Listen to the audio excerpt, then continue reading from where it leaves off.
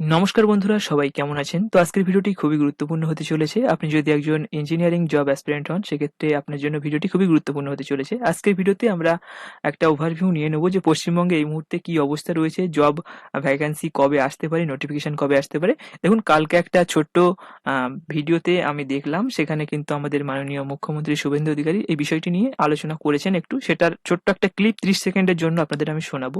তার আগে একটু বলে নিই। দেখুন, এখানে বেসিক্যালি ইঞ্জিনিয়ারিং যে ভ্যাকেন্সি গুলো আসে সেগুলো কিন্তু সিভিল, ইলেকট্রিক্যাল আর মেকানিক্যাল, মানে এই তিনটে মাদার ট্রেডের জন্যই কিন্তু বেসিক্যালি ভ্যাকেন্সি আসে। দুই ধরনের ভ্যাকেন্সি এখানে আমরা দেখতে পাই। তো সেটা হচ্ছে একটা জুনিয়র ইঞ্জিনিয়ার আর একটা অ্যাসিস্ট্যান্ট ইঞ্জিনিয়ার। তো এই দুটো ভ্যাকেন্সি কিন্তু ম্যাক্সিমাম আসে, এবং অন্যান্য যে হাই র্যাঙ্কের যে অফিসার গুলো আসে সেগুলো কিন্তু মানে খুবই কম, এক দুটো ভ্যাকেন্সি নিয়ে মাঝে মধ্যে এক্সপেরিয়েন্স যাদের রয়েছে তারা কিন্তু এক্সাম দেয়।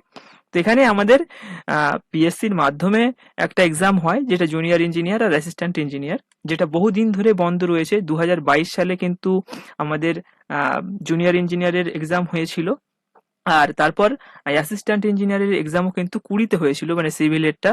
এবং আপনারা জানেন যে ডাব্লিউবি, এসিটিসিএল এবং ডিসিএলেও কিন্তু এখানে প্রচুর ভ্যাকান্সি রয়েছে, যেটা কালকে মাননীয় মুখ্যমন্ত্রী কিন্তু বলেছেন।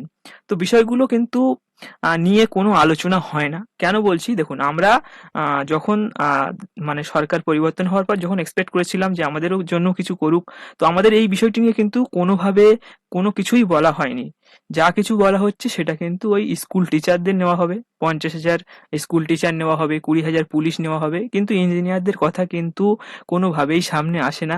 আর এর ভিতরেও চরম দুর্নীতি হয়েছে, যেটা মুখ্যমন্ত্রী নিজে বলেছেন। আমি ক্লিপটা শোনাবো। তো দেখুন, এখানে আমাদের যে ভ্যাকান্সি গুলো আসে সেখানে কিন্তু খুবই সামান্য পরিমাণ ভ্যাকান্সি আসে।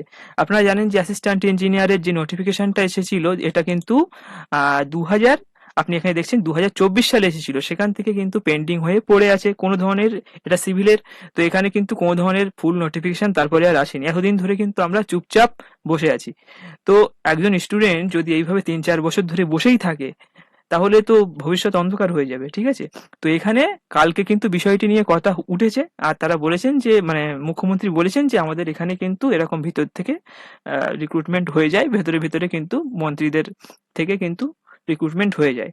তো আমাদের এখানে এই পিএসসি, ডাব্লিউবি, এসসি, আর ওই আমাদের মিউনিসিপ্যালিটি মানে কেএমসি, মানে এই 3-4 জায়গা থেকে কিন্তু রিক্রুটমেন্ট হয়, এবং খুবই সামান্য পরিমাণ ভ্যাকান্সি। অ্যাসিস্ট্যান্ট ইঞ্জিনিয়ারের কথা যদি বলেন, সেক্ষেত্রে আমাদের ওই 100 থেকে 150 ভ্যাকান্সি খুব জোর। আর মেকানিক্যাল, ইলেকট্রিক্যালের ক্ষেত্রে ওই 80-90টা মতন ভ্যাকান্সি থাকে।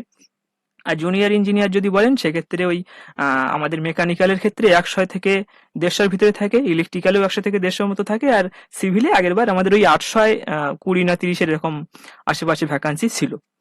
তো তারপর আমরা কিন্তু সেখানে একটা, মানে একটা জিনিস আপনি যদি ভালোভাবে লক্ষ্য করেন, তো আমি নিজে সিভিল থেকে এক্সাম দিয়েছিলাম। তো আপনি যদি একটা জিনিস ভালোভাবে লক্ষ্য করেন, তো দেখতে পাবেন যে আমাদের কাট অফ কিন্তু ডবল হয়ে গিয়েছিল প্রায়। মানে আমাদের 80 কাট অফ গিয়েছিল 2018-তে, এবং 2022-এ আমাদের কাট অফ চলে যায় 140 সিভিল ইউআর, ঠিক আছে?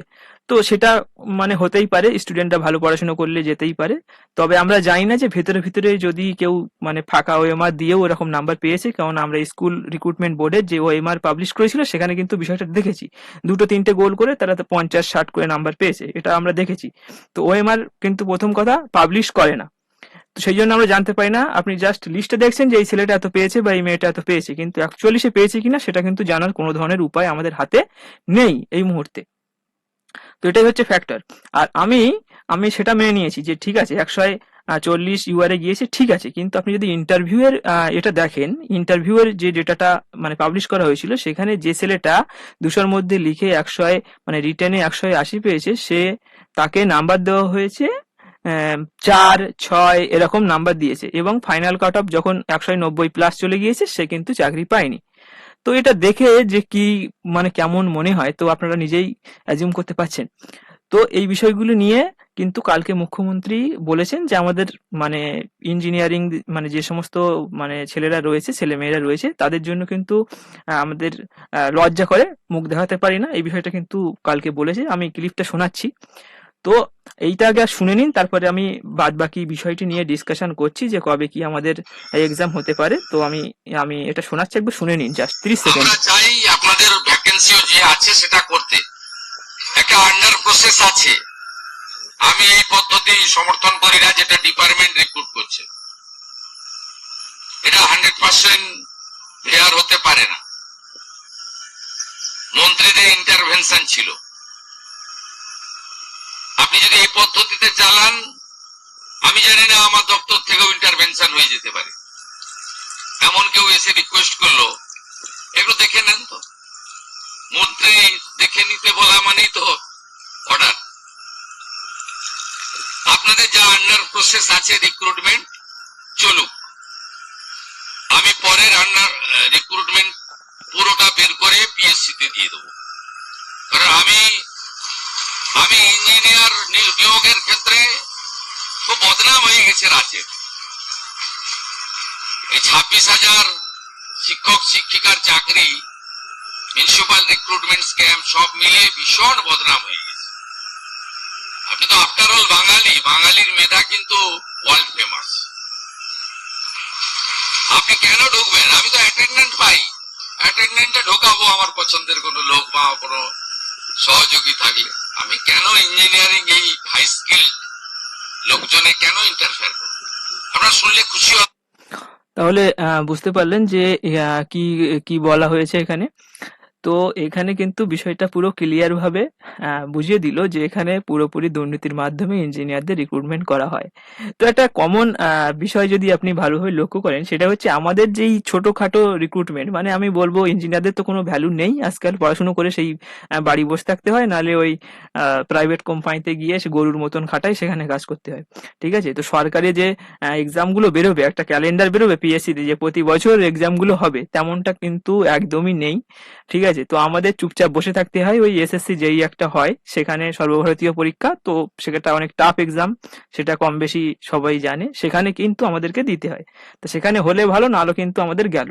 আমাদের কিন্তু আর কোনো ধরনের চান্স নেই। পশ্চিমবঙ্গ সরকার যেটা রয়েছে, আমাদের সরকার কোনো কাজ নেই। তো এখানে আমাদের অ্যাসিস্ট্যান্ট ইঞ্জিনিয়ার, জুনিয়র ইঞ্জিনিয়ারের যে এক্সামগুলো হয়, সেগুলো কিন্তু পঞ্চবার্ষিকী পরিকল্পনা হয়ে গিয়েছে। দেখুন, এখানে 22 সালে এক্সাম হয়েছিল, এখন 22 সালে নোটিশ এসেছিল, এটা আবার 26 সাল শেষ হয়ে যাচ্ছে। তো 27 সালের দিকে আবার হয়তো পঞ্চবার্ষিকী পরিকল্পনা হিসেবে চললে 27 সালের দিকে কিন্তু আবার একটা নোটিফিকেশন আসতে পারে।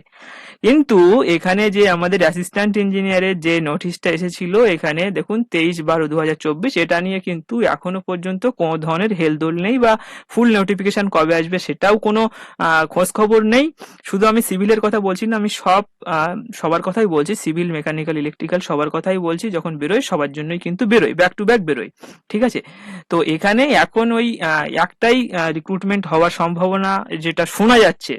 তো এখানে পশ্চিমবঙ্গে আমরা থাকি, একদম কোনো কিছু কনফার্ম ধরে কিন্তু চলা যাবে না।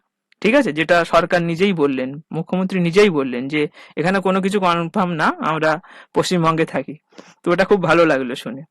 তো এখানে আমাদের একটা এক্সাম হতে পারে, সেটা হচ্ছে পঞ্চায়েতের এক্সাম, যেখানে ওই আমাদের সিভিলরাই বসতে পারবে।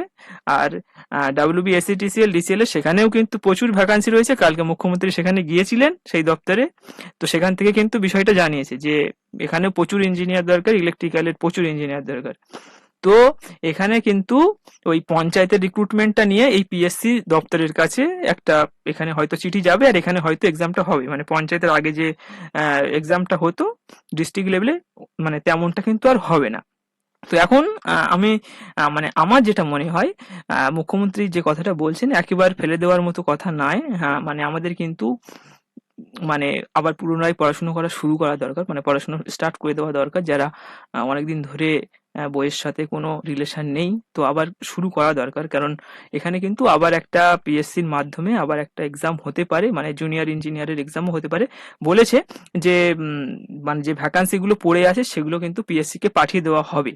আর মানে যে রিক্রুটমেন্টগুলো অলরেডি এখানে আন্ডার প্রসেসে রয়েছে সেগুলো হয়ে যাবে, এবং বাদবাকি যে রিক্রুটমেন্টগুলো এখানে ভ্যাকান্সি পাবলিশ করা হয়নি সেগুলোও কিন্তু দেওয়া হবে পিএসসি দপ্তরে। তো পিএসসির এতে আমি যেটা বুঝি সেটা শুধুমাত্র মানে অ্যাসিস্ট্যান্ট ইঞ্জিনিয়ার আর জুনিয়র ইঞ্জিনিয়ার, এছাড়া তো পিএসসির মাধ্যমে কোনো এক্সাম হয় না। তো এসিডিসিএল ওগুলোর তো আলাদা বোর্ড রয়েছে। তো মানে আমার মনে হয় যে খুব তাড়াতাড়ি একটা নোটিফিকেশন আমরা দেখতে পারি। তবে এটা খুব মানে যে এটা দেখেই যে বিরাট একটা আনন্দ পেয়ে যাবো এমন কিন্তু নয়, এটা শুনেই কিন্তু আনন্দ পাওয়ার মতো কথা নয়, জাস্ট মুখে বলেছে। কাজটা কতদিন এখানে নোটিশে কবে কবে আসে সেটাই কিন্তু আমাদের দেখতে হবে। তো এখানে অ্যাসিস্ট্যান্ট ইঞ্জিনিয়ারের এক্সাম যেটা এখানে পেন্ডিং রয়েছে, আমার মনে হচ্ছে যে দুর্গাপুজোর পর কিন্তু আমরা দুর্গাপুজোর পর বা আশেপাশে কিন্তু আমরা একটা ফুল নোটিফিকেশন দেখতে পারি এই সিভিলের অ্যাসিস্ট্যান্ট ইঞ্জিনিয়ারের।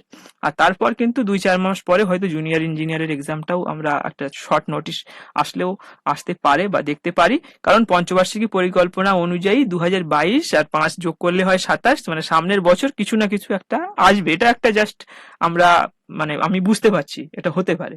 তো 5 বছর পর পরই হয়েছে, তো সেই হিসাবে চললে কিন্তু একটা হতে পারে। তো যারা যারা এখনো পড়াশোনা স্টার্ট করোনি তো করে দিতে পারো। আর পশ্চিমবঙ্গ আমি কিন্তু একদম পুরো কনফার্ম হয়ে কিছু বলতে পারছি না, সেটা মুখ্যমন্ত্রী নিজেই বলেছেন। তো আজকের ভিডিওটি এখানেই শেষ করছি। আশা করি মানে মুখ্যমন্ত্রী কি বলেছেন কথাটা আপনারা বুঝতে পেরেছেন। ধন্যবাদ।